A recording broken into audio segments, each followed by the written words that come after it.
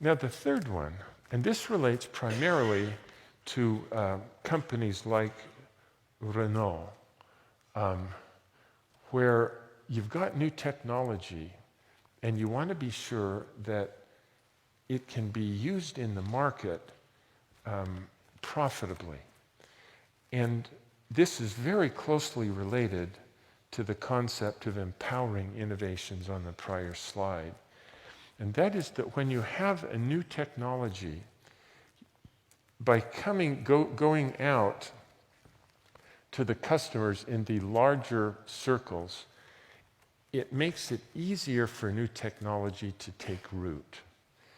If you have new technology and you try to deploy it only in the center, this is very, very hard to do, and for reasons that I'll describe next.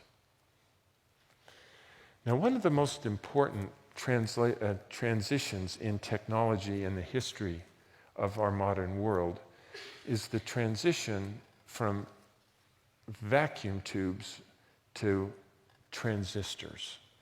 And you have to have now a lot of gray hair to remember. But up through the 1960s and early 70s, almost all consumer electronics products were made with vacuum tubes. And these were the size of a child's fist. And a television during the 1950s and 60s were a little bit bigger than this. They stood on the ground. They cost about 4,000 euros in today's money. And boy, they generated heat because inside there were 20 to 30 vacuum tubes. And because of the cost and the size, a lot of families just couldn't have a television anymore. But the transistor came along, and it had a lot of potential, but when the transistor emerged, it couldn't handle the power that was required to be used in a television or a radio.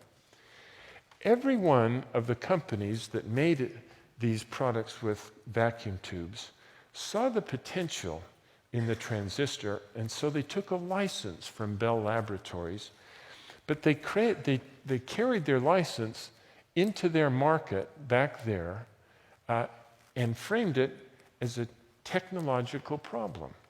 In other words, transistors can never be used until they can handle the power required. And so they essentially made the transistor as a sustaining innovation against the vacuum tube. It has to be better in order to make work. Two companies came in this direction, however, by trying to make a product so affordable and accessible that a whole new population would have access to consumer electronics. And the words that we're using here are non-consumers or non-consuming occasions. That is, the only option is nothing at all. Now, the first application was a hearing aid, and you couldn't use those with vacuum tubes. But then it got serious in 1955 when Sony introduced the first pocket radio. And that cost about €1. And it made a whole new population of people, teenagers, to have this. And it fit right in your pocket. It was a crummy product. My brother and I bought one. We were raised in the western part of America in a place called Salt Lake City.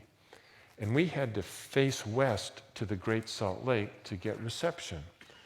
But because the Sony radio was infinitely better than nothing, we were delighted with the crummy product.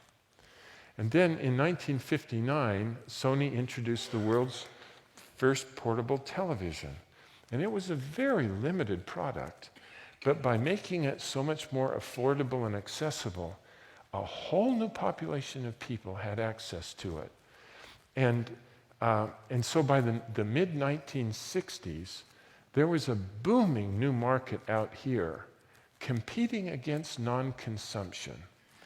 Even while the people back here who are trying to make it as a sustaining innovation were spending billions of dollars making no progress.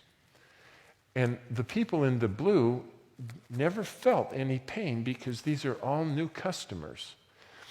Then by the late 1960s, this transistor technology or solid state technology got good enough that you could start to make bigger products with it.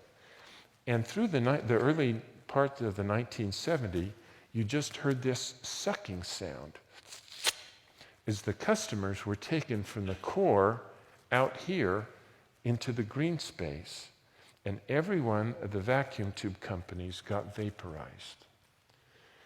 And what was going on is that these guys coming out here were competing on the basis of empowering innovations. The people who tried to make it work in the markets that they served were competing on the basis of sustaining innovations. And it's these that create growth by enabling a larger population of people. And it was easy with the new technology because all it had to do is make a product that was better than nothing. Now, this seems like a simple idea, but it has huge implications.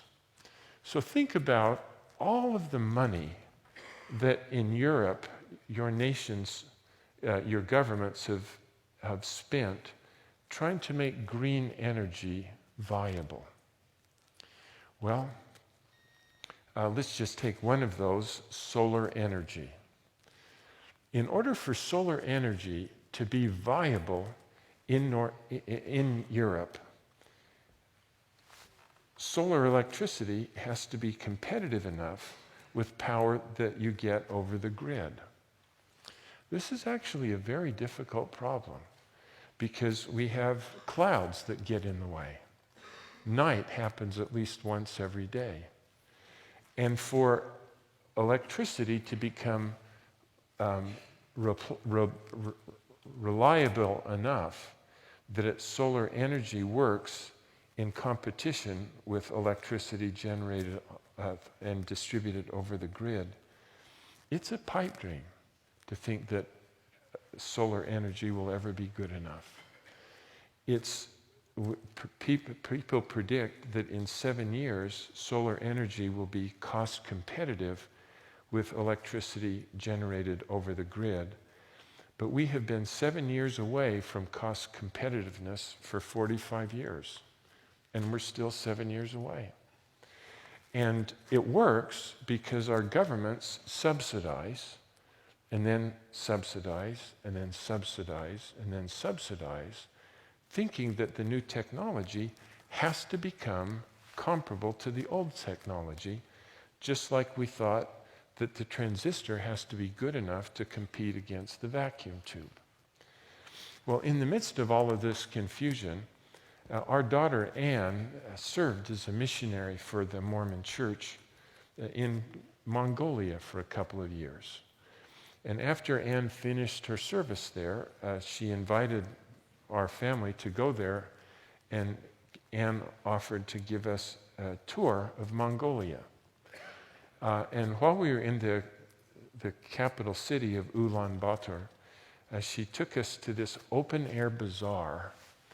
And in that bazaar, we came upon a stream of vendors that were selling dirt cheap solar panels. They were built on glass rather than silicon wafers. And they were packaged with 6-inch black and white televisions and rabbit ears antennas. And these things were going out of the bazaar like you can't believe. Well, it turns out that about half of Mongolians' population have no access to power over the grid. And solar energy is infinitely better than nothing, which is their other alternative.